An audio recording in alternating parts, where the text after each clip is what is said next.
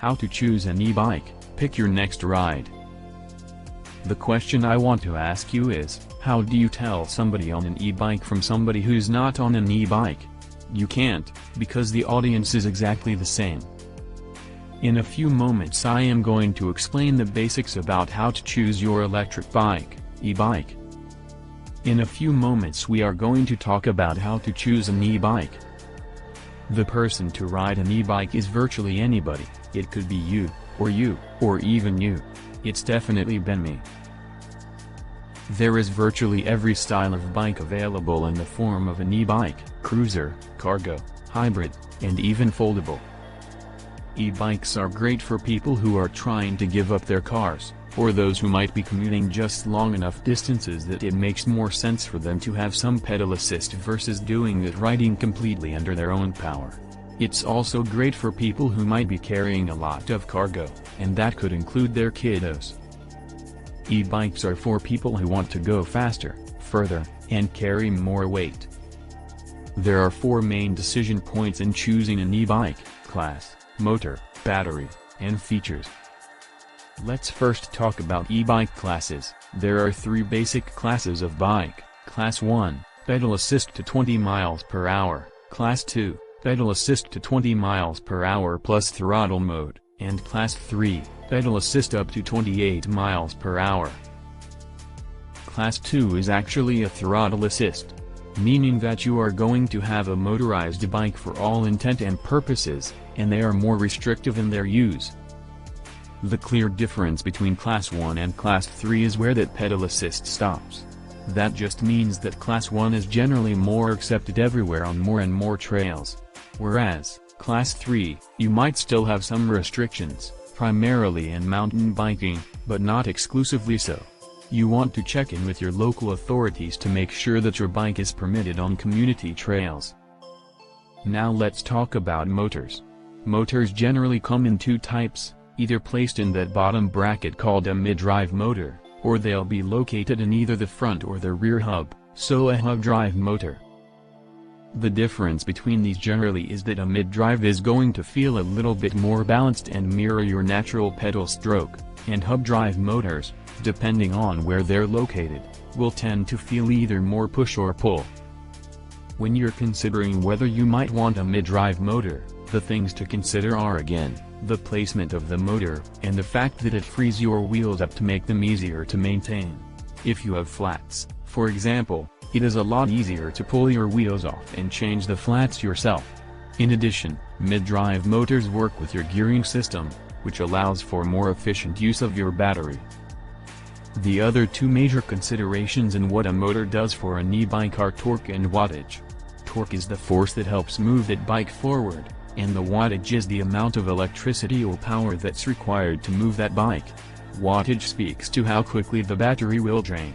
Typically an e-bike that you're going to purchase in most bike stores is either going to have 250 watts, or 500 watts, and, in some cases you might find 750 watts. Everything is a trade-off. The trade-off will be whether you want more battery life or more power. And typically, you're going to concede one or the other, depending on how you're pedaling, and what type of terrain you're on. Let's talk about the differences between lower wattage, lower torque, and higher wattage, higher torque, and whether one or the other might be more useful to your riding style. When we are talking lower torque, lower wattage, the bike typically will be more efficient, and you might be doing a little bit more of that work on your own with just light pedal assist. The upside of this is longer range. You might want higher wattage, higher torque as if you're looking for that workhorse of a bike. If you need the bike to provide more power under load, and you might be carrying more load, so you need bigger power and you might need less range. It's also great for very hilly terrain, the very terrain where that extra power is super useful. There are 2 primary things that you want to know about batteries. The first is where the battery placed. You're going to have either an internal but removable battery, or an internal non-removable battery, or an external battery. The pros and cons of these are that, clearly in an internal battery, whether it is removable or not. An internal battery makes for cleaner lines on the bike, and makes everything look and feel a little bit more like a regular bike.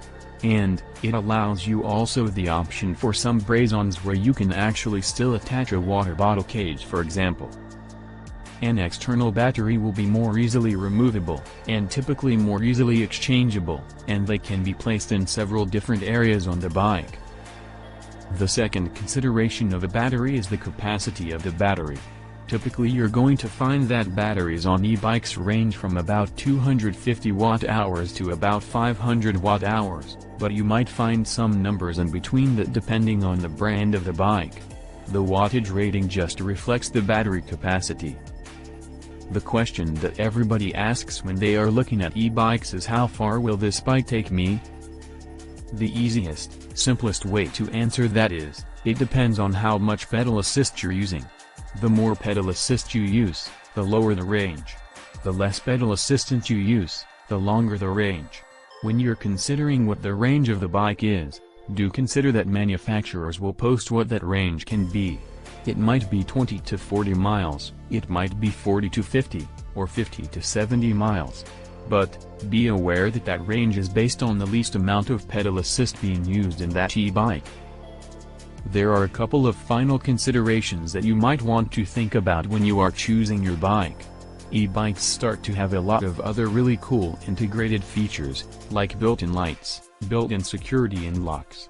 If you want those things incorporated into the bike, it is something also to think about when you're shopping for an e-bike. One of the most important tools on the bike for most riders is going to be the controller. The controller is the thing that powers the bike on and off.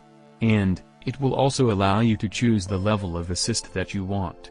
But the other things that it may show you, depending on the level of sophistication of the controller, would be battery life, speed, and where you are in your total range. Some controllers have more information than others, so if it's important to you to have more information at your fingertips, you might want to think about that when you're choosing the e-bike. The last thing is the weight on these guys can vary quite a lot. They can be anywhere from 25 pounds to 65 pounds. So keep in mind how you're planning on transporting the bike, and storing the bike, so that this bike will fit into your lifestyle. This should give you a lot of information to start the process for shopping for an e-bike.